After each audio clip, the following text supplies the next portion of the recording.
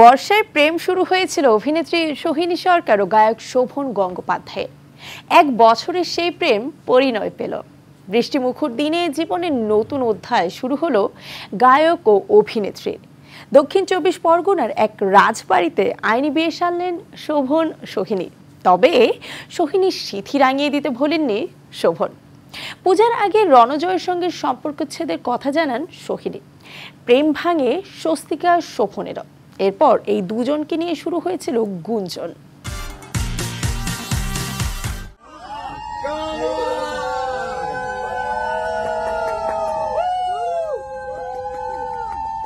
বিয়ের আগের দিনই ঘনিষ্ঠ বন্ধু বান্ধবদের নিয়ে রাজবাড়িতে পৌঁছে যান শোভন ও সোহিনী। ১৫ জুলাই সব অপেক্ষার অবসান ঘটিয়ে ৪ হাত এক হলো টলিউডের চর্চিত এই যুগলের।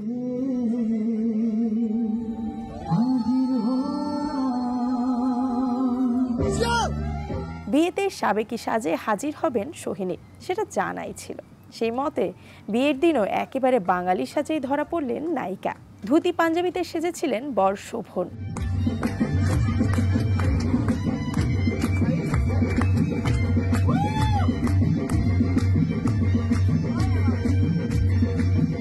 বিয়ের ছবি সামাজিক যোগাযোগ মাধ্যমে পোস্ট করেছেন অভিনেত্রী। ছবিতে ফুটিয়ে তুলেছেন ভালোবাসা আর বিয়ের মুহূর্তগুলো।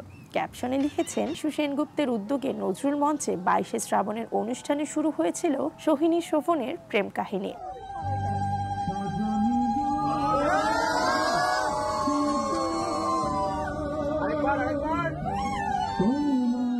আনন্দবাজার অনলাইনকে দেওয়া সাক্ষাৎকারে ইমন বলেন, ওই অনুষ্ঠানে আমার চোখের সামনে ওদের প্রেমটা শুরু। সে সময় অভিনেতা রণজয় বিষ্ণুর সঙ্গে সম্পর্কে ছিলেন সোহিনী। অন্যদিকে শোভনের প্রেম ছোট পর্দার অভিনেত্রী স্বস্তিকা দত্তের সঙ্গে।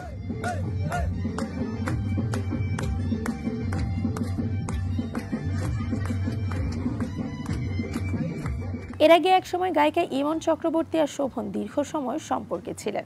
গত বছর পূজার আগে রণজয়ের সঙ্গে সম্পর্ক ছেদের কথা জানান সোহিনী। প্রেম ভাঙে স্বস্তিকা আর শোভনেরও। এরপর এই দুজনকে নিয়ে শুরু হয়েছিল গুঞ্জন।